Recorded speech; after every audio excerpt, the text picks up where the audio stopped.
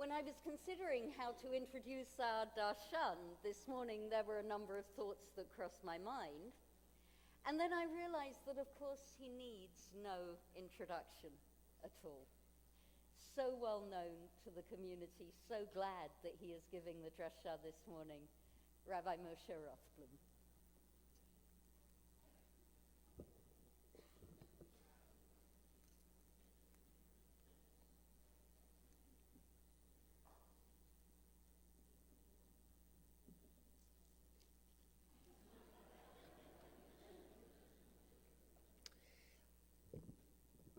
It is a great pleasure for me to be the darshan at Elijah's bar mitzvah Shabbat.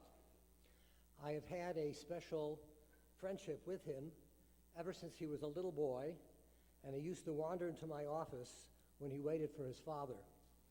He would walk over, no matter what I was doing, hop on the big stuffed rocker, which he insisted I leave for his dad when I retired,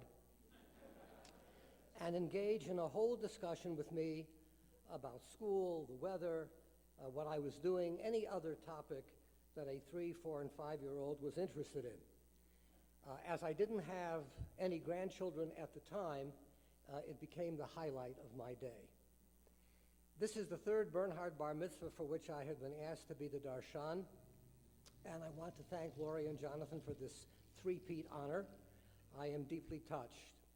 It's hard to believe that Nathaniel is now in college, that Micah was one of the stars in my play, and Elijah, who now has the wisdom of a bar mitzvah, is still a Lakers hater. Oh well, I guess I'll have to take back the chair. Of the 5 books of the Torah, Leviticus is probably the most difficult and the least interesting for the modern reader. It basically concerns itself with the details of animal sacrifice, which came to an end when the Second Temple was destroyed more than 1900 years ago. Yet, despite its lack of appeal or drama, Jewish children traditionally began their Torah study with Leviticus. It wasn't the great stories of Genesis or the exciting events of Exodus, but the dry and uninspiring laws concerning the sacrifices. Obviously, one wonders why. The sages in the Midrash gave a charming answer to this question. They said little children are pure, and the sacrifices are pure, so let those who are pure come and occupy themselves with things that are pure. The innocence of children is reflected in a story I recently heard. A woman went into labor with only her 3-year-old daughter in the house. And because of a power outage, only one paramedic responded to the call. The house was very dark, so the paramedic asked 3-year-old Caitlin to hold a flashlight high over her mommy so he could see while he delivered the baby. Very diligently, Caitlin did as she was asked, and her mom pushed, and after a while, little Connor was born. The paramedic lifted him by his little feet, spanked his bottom, and of course, Connor began to cry. Then the paramedic thanked little Caitlin for her help and asked the wide-eyed 3-year-old what she thought about just happened. And Caitlin quickly responded, "He had no business crawling in there in the first place. Smack him again."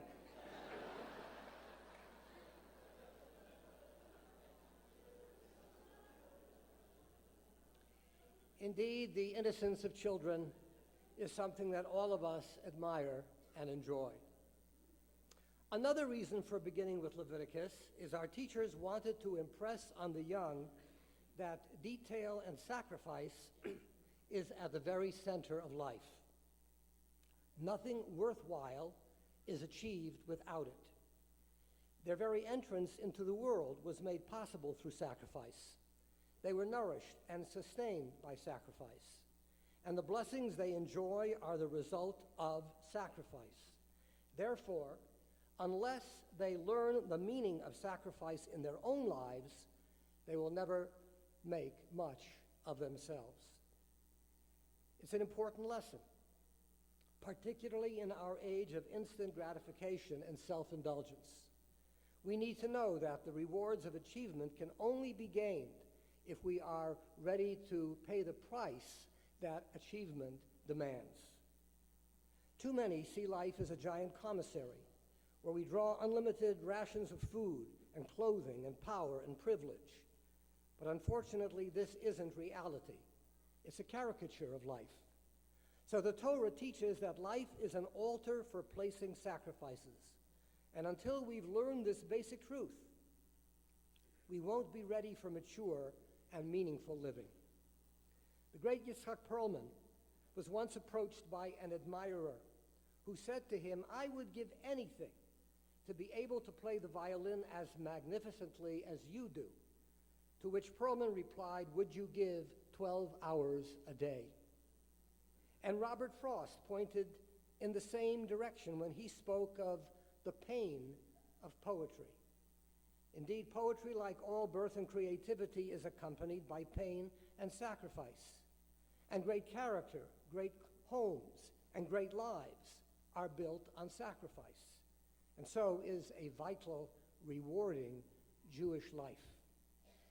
So, an important lesson that the book of Vayikra teaches is the importance of making sacrifices. But there's another important lesson we learn, a lesson reflected in the name of today's portion and in the book itself.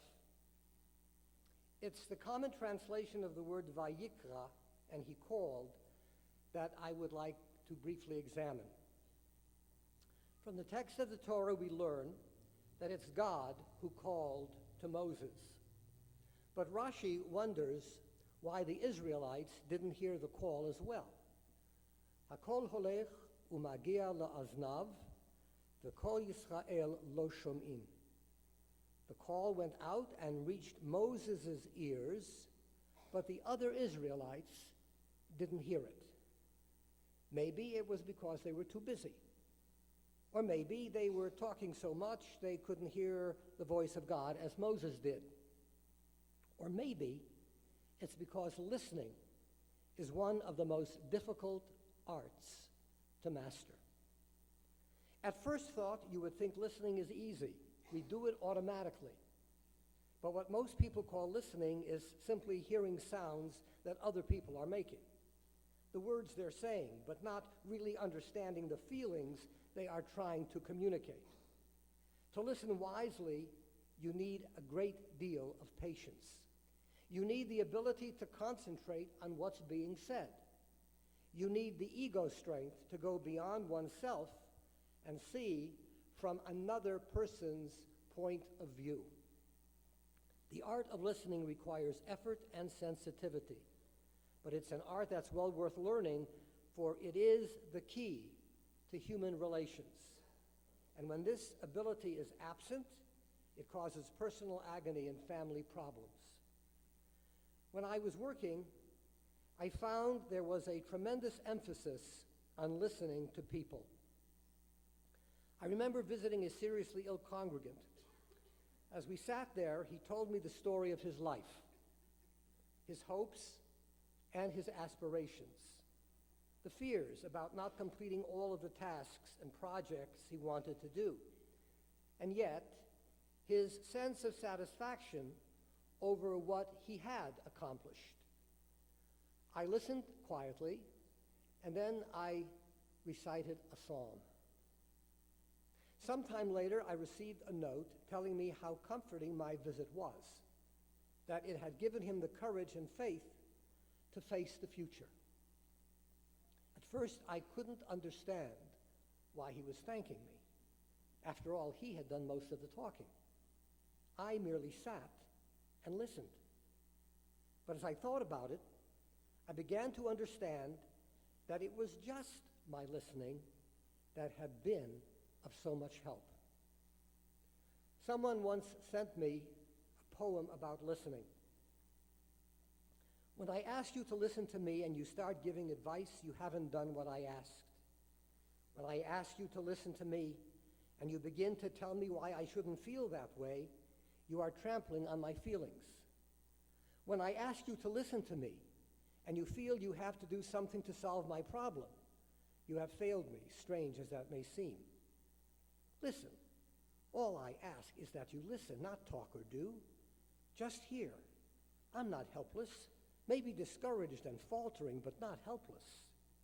Irrational feelings make sense when we understand what's behind them.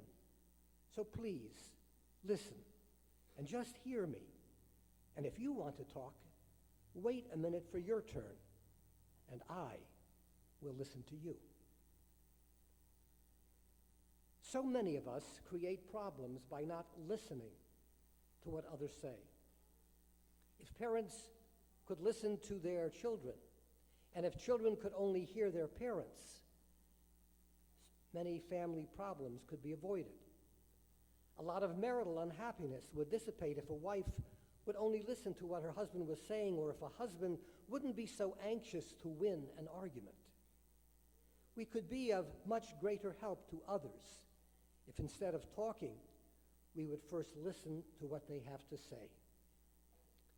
I read about some of the qualities that characterize a good therapist, and in many ways they were identical with the qualities of a good listener. The writer pointed out that a person in distress needs to talk out his fears and feelings. The feelings may be buried within. The wounds may be buried deep inside. They may need an ear, but not an ordinary ear, not the ear of someone who judges or scolds or criticizes. It must be someone who listens, not only with his ear, but with his head and with his heart as well. All of us may not be therapists, but we can be good listeners. And there are many situations where the art of listening must be practiced. All of us are called upon to visit the sick or go to a house of mourning. Bikur cholim, nichum avelim.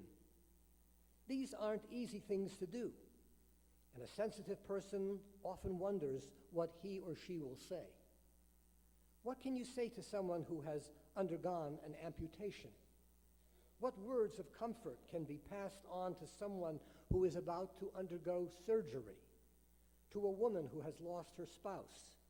To a child who has lost a parent or grandparent? There are no set words that can help, and really, there is no need for them. What's really important when making that sick call or shiva call is not your ability to talk, but your ability to listen. Too often people will walk into a hospital room and feel compelled to talk, and their words will be irrelevant, small talk about other patients or the hospital's inadequacies. In the house of mourning, one also hears too much foolish talk. Politics, business, gossip, jokes. They think this constant chatter will divert the mourner from thinking about his or her grief.